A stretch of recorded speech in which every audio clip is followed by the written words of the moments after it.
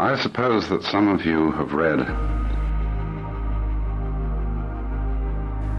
very fascinating work that was written many years ago by C.G. Jung, a commentary that he wrote to a translation of a Chinese classic by Richard Wilhelm called The Secret of the Golden Flower. Now you may remember that in that commentary he takes up the very fascinating problem of the dangers inherent in the adoption of Oriental ways of life by Westerners, but more particularly the adoption of Oriental spiritual practices such as yoga. And I remember I learned a great deal from that essay and appreciated it very much in ever so many ways, because even in my own fascination with forms of Oriental philosophy, I've never been tempted to forget that I'm a Westerner. But as I think this essay over, I'm not sure that Jung discouraged the practice of yoga by Westerners for quite the right reasons. I find so often the difficulty in Jung's ideas lies in his theory of history, which is, I feel, a hangover from 19th century theories of history encouraged by Darwinism. Namely, that there's a sort of orderly progression from the ape through the primitive to the civilized man. And of course, naturally at that time, that was all hitched in with the theory of progress. And it was highly convenient for the cultures of Western Europe, which were then one up on everybody else, to consider themselves in the van of progress. And when they visited the natives of Borneo and Australia and so on, be able to feel that they were perfectly justified in appropriating their lands and dominating them because they were giving them the benefits of the last word in evolution. And therefore, under the influence of that sort of theory of history, which is felt in the work of both Freud and Jung, one gets the feeling of there being a kind of progressive development of human consciousness. And Jung is charitable enough to assume that because the Chinese and Indian civilizations are immeasurably older than ours, they've had the possibility of far more sophistication in psychic development, even though he feels, and probably rightly, that there are things they can learn from us. But the reason why he discourages the Westerner from the practice of yoga is that he says this is a discipline for a far older culture than ours, which along certain lines has progressed much further and has learned certain things that we haven't mastered at all yet. And thus he points out that when somebody embraces Vedanta or Theosophy or any yoga school in the West and tries to master a discipline of concentration in which they have to oust from their consciousness all wandering thoughts.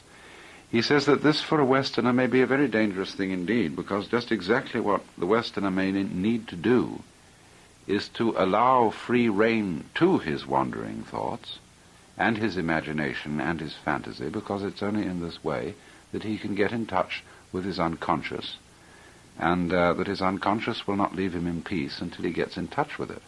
And he assumes the members of Oriental cultures have done this long before they went in for yoga practice. Now, I don't think this is quite true. But I do think there are other reasons why Western people need to exercise a good deal of discrimination and caution in adopting Eastern disciplines and ways of life. In other words, it's rather like the problem of taking medicine. You know, if you don't feel very well and you go to a friend's medicine cabinet and you sort of look it over and see bottles of medicine in there, and you say, I'm sick, I need medicine, so you take some medicine. Any medicine will do. Well, it won't. And according to what's the matter with you, so the medicine has to be prescribed. And I don't think that the things which some of the Eastern disciplines are designed to cure are quite the same things that we need. Now, it's fundamental to my view of the nature of such forms of discipline as Buddhism and Taoism that they are ways of liberation from a specific kind of confinement. That is to say, they're ways of liberation from what I've sometimes called the social hypnosis.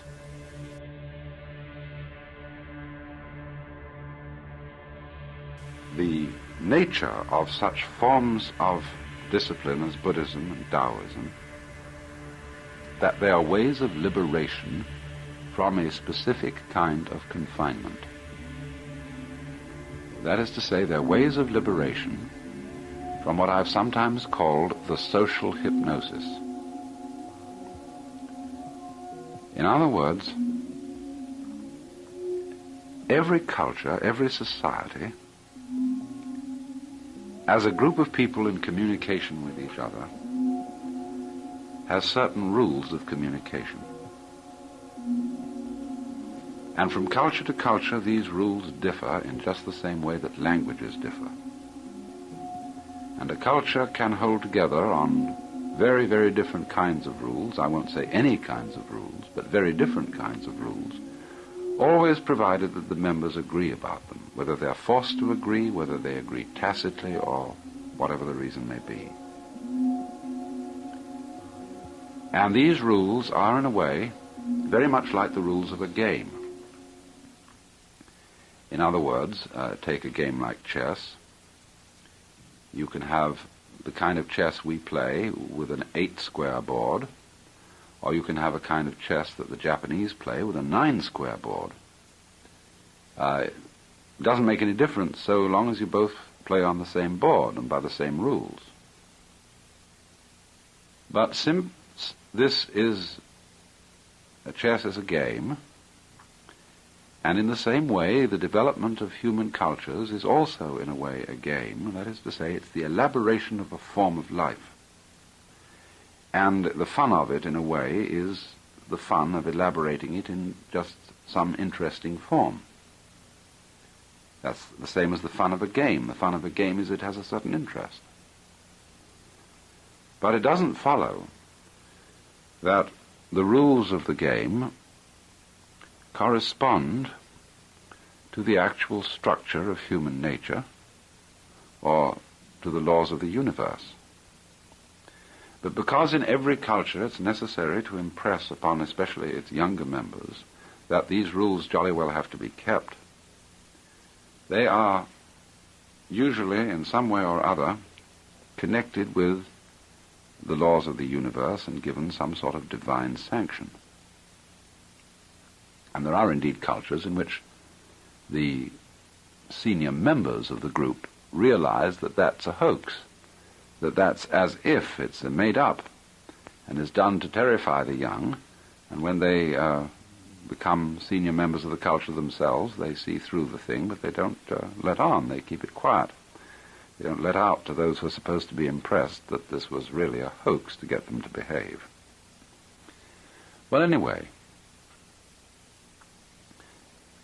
after a great deal of careful study, I've come to the conclusion that the function of these ways of liberation is basically to make it possible for those who have the determination, and we'll see why in a while, to make it possible for those who have the determination to be free from the social hypnosis. In other words, if you were a member of the culture of India, at almost any time between maybe 900 BC and 1800 AD, It would be, for you, a matter of common sense about which everybody agreed that you were under the control of a process called karma. Not exactly a law of cause and effect, but a process of cosmic justice, whereby every fortune that occurred to you would be the result of some action in the past that was good, and every misfortune that occurred to you would be the result of some action in the past that was evil. And furthermore, that this action in the past might not have been done in this present life, but in a former life. It was simply axiomatic to those people that they were involved in a long, long process of reincarnation, reaping the rewards and punishments. And there was not only the possibility of being reincarnated again in the human form, but if you were exceedingly good, you might be born in one of the heavens, the paradises, and if you were exceedingly bad, you might be born for an insufferable period of years, not forever, in a purgatory. And the purgatories of the Hindus and Buddhists are just as ingeniously horrible as those of the Christians. Well, of course, everybody knows, I mean, anybody seems to have any sense that all this imagination of post-mortem courts of justice is a way of telling people, well, if the secular police don't catch you, the celestial police will catch you, and therefore you had better behave. And it's an ingenious device for encouraging ethical conduct. Now, but remember that for a person brought up in that climate of feeling where everybody believes this to be true, it seems a matter of sheer common sense that it's so. And it's very difficult for a person so brought up not to believe that that is the state of affairs. Take an equivalent situation in our own culture. It's still enormously difficult for most people to believe that space may not be Newtonian space, that is to say, a three-dimensional continuum which extends indefinitely forever. The idea of a four-dimensional curved space seems absolutely fantastic and can't even be conceived by people unversed in the mathematics of modern physics. Or again, as I've often pointed out, it's very difficult for us to believe that the forms of nature are not made of some stuff called matter. That's a very unnecessary idea from a strictly scientific point of view, but it's awfully difficult for us to believe it. To believe, in other words, that there isn't this underlying stuff. And not so long ago, it was practically impossible for people to conceive that the planets did not revolve about the Earth encased in crystalline spheres. And it took a very considerable shaking of the imagination when astronomers began to point out that this need not necessarily be so. All right, so now let's go back to the problem of somebody living in the culture of ancient India. Here it is, as a matter of common sense, you see, that he's going to be reborn. Now, there's some, perhaps, exceedingly intelligent person who, for one reason or another, discovers that this idea is not so. After all, when you get such disciplines as Vedanta and Buddhism, they say that the ultimate goal of the discipline is release from the rounds of rebirth, and incidentally also, which is fundamental to it, release from the illusion that you are a separate individual confined to this body.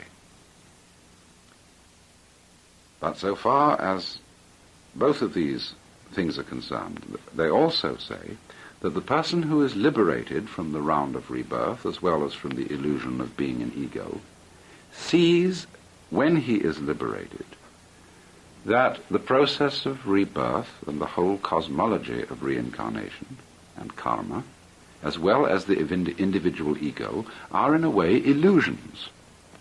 That is to say, he sees that they are maya, and I would like to translate maya at this moment, not so much illusion, as a playful construct, a social institution.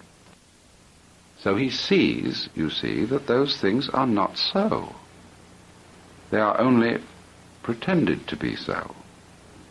And you see, he ceases to believe in karma and reincarnation and all that in exactly the same way that a modern agnostic no longer believes in the resurrection of the body at the day of judgment. I know this to be so because although you will get very many Hindus and Buddhists who say that they believe in reincarnation and come over here and teach it as part of the doctrine of Vedanta or Buddhism, the most sophisticated and the most profound, I'll say perhaps profound rather than sophisticated, Buddhists that I have known have said that they don't believe in it literally at all. And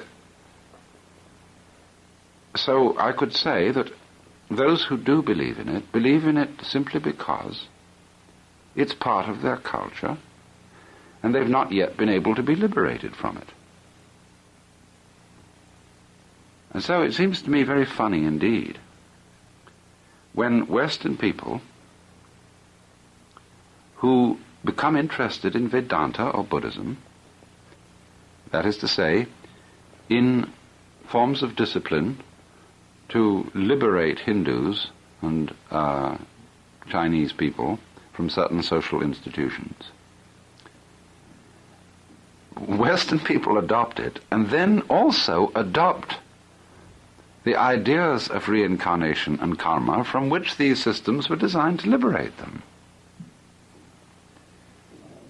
Of course, they adopt them because they feel it's consoling that one will go on living, and that wasn't the point at all. Or that it explains something, that why one suffered in this life was not because the universe was unjust, but because you committed some misdeed in the past. And so Westerners who take up the Oriental doctrines in that spirit, unfortunately, take up the very illusions from which these doctrines were supposed to be ways of deliverance. Now, that may be difficult to see just because so many practicing Hindus and Buddhists say they believe in reincarnation and this whole process of the cycles of karma and so on. And they, after all, are practicing it, and they should know. Well, now look here, there's a certain good reason why they shouldn't. Of course, I'm making an exception of the Indian or Chinese who's been educated in Western style. And he ceases to believe, maybe, in the cosmologies of his own culture, but he's not liberated in the Buddhist sense because in receiving a Western education he's become a victim of our social institutions instead, and then he's just exchanged, as it were, one trouble for another. But when you take the situation as it stands, or as it did stand in India, isolated from Western culture, obviously no society can tolerate within its own borders the existence of a way of liberation, a way of seeing through its institutions, without feeling that such a way constitutes a threat to law and order. Anybody who sees through the institutions of society and sees them for, as it were, creative fictions, in the same way as a novel or a work of art is a creative fiction, anybody who sees that, of course, could be regarded by the society as a potential menace. But then you may ask, well, if Buddhism and Vedanta and so on were indeed ways of liberation, how could Indian or Chinese society or Burmese society have tolerated their presence? Well, the answer lies simply in the much misunderstood esotericism of these disciplines. But then you may ask, well, if Buddhism and Vedanta and so on were indeed ways of liberation, how could Indian or Chinese society or Burmese society have tolerated their presence? Well, the answer lies simply in the much misunderstood esotericism of these disciplines. In other words, that those who taught them, the masters of these disciplines, made it incredibly difficult for uninitiated people to get in on the inside. And their method of initiating them, in a way, was to put them through trap after trap after trap to see if they could find their way through. In other words, such a master would not dream of beginning by disabusing the neophyte and saying, well, you know, all these things you heard from your father and mother and teachers and so on were fairy tales. Oh, no, indeed. He would do what is called in Buddhism, exercise the use of upaya. The Sanskrit word meaning skillful devices or skillful means, sometimes described as giving a child a yellow leaf to stop it crying for gold. After all, when you approach one of these ways of liberation from the outside, it looks like something very, very fantastic. Here you are literally going to be released from a literally true and physical cycle of endless incarnations in heavens and hells and all kinds of states. And therefore, naturally, to do that, what an undertaking that must be. What a wonderful, extraordinary person you've got to become. And so the neophyte is ready for almost anything. And the teacher, because the fundamental problem in this whole thing is for him to get rid of the illusion, you see, that he's a separate ego. If there's no separate ego or sort of soul, then there's nothing to be reincarnated. So all the teacher really, he has all kinds of complicated ways of doing it, but all that he really says to him is, well, now, if you will look deeply into your ego, you will find out that it is a non-ego, that your self is the universal self, as he might say if he were a Vedantist. Or if he were a Buddhist, he might say, if you look for your ego, you won't find it. So look for it, and see, and really go into it. And so he gets the man meditating, and trying by his ego to get rid of his ego. Well, that is a beautiful trap. It can last forever, until one sees through it. In other words, this is like trying to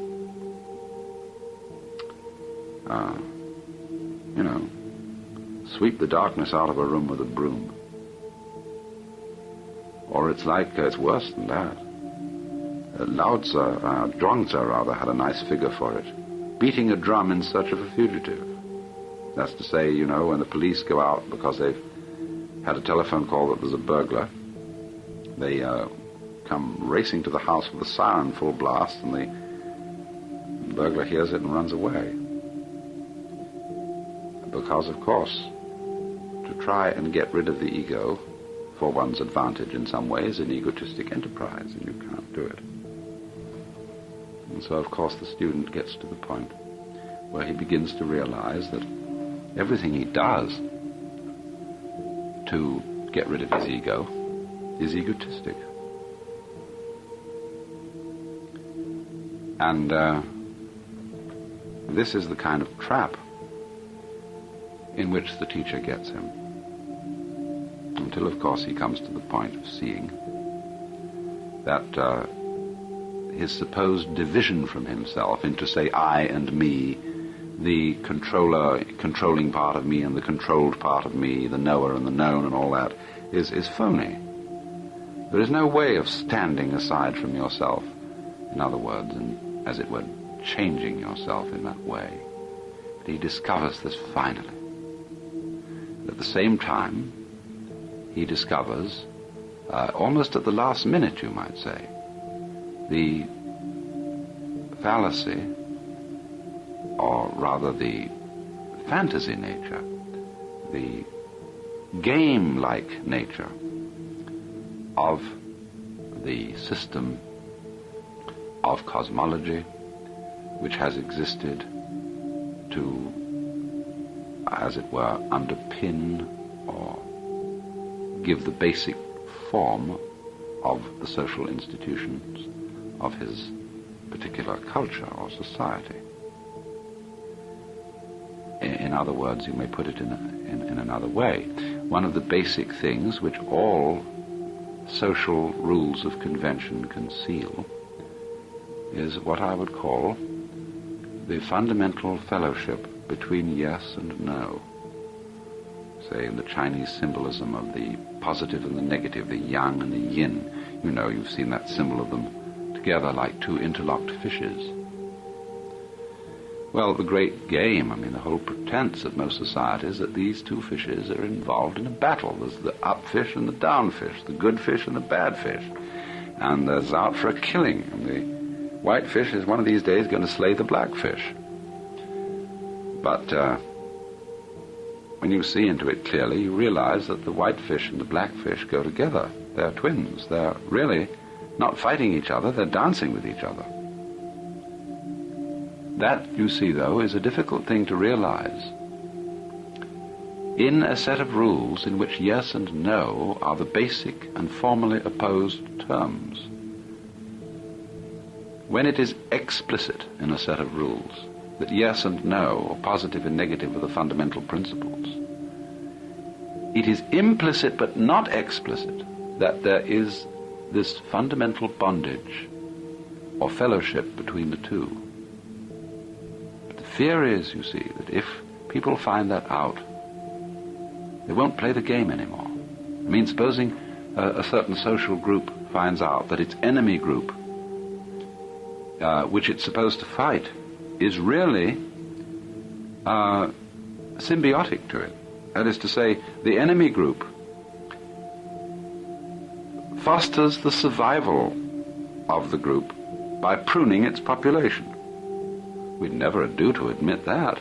We'd never do to admit the advantage of the enemy, just as George Orwell pointed out in his Fantasy of the Future, 1984, that a dictatorial government has to have an enemy, and if there isn't one, it has to invent one. And by this means, by having something to fight, you see, having something to compete against, the energy of society to go on doing its job is stirred up. And what the Buddha or Bodhisattva type of person fundamentally is, he's one who's seen through that, who doesn't have to be stirred up by hatred and fear and competition to go on with the game of life.